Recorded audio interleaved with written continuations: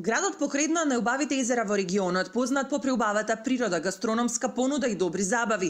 Градот кој го носи епитетот Балкански Јерусалим вреди да го посетите. Ако сакате дополнително да заштедите, посетете го напролет во март, пишува страницата за хотели Триваго, која Охрид го рангира во 7-те најевтини европски дестинации за одмор.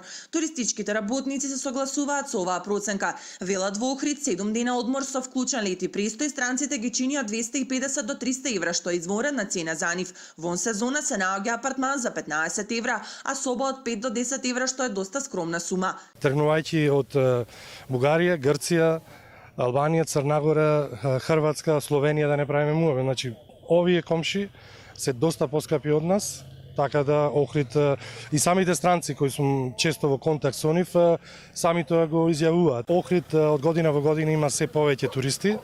И не само сталните туристи што ги имавме минативе години од Холандија и од Турција, ги имаме исто годинава имаме доста од Шведска, од Англија исто имаме, па од Полска. Но оценката на Триваго се коси со онаа на домашните туристи кои многу често на социјалните мрежи знаат да се пожалат дека цените во туристичкиот центар се астрономски и во лето и преку целата година. Па јас гледам само фискални сметки од Охрид, не гледам од Скопје или кога би направиле муабет за во Македонија.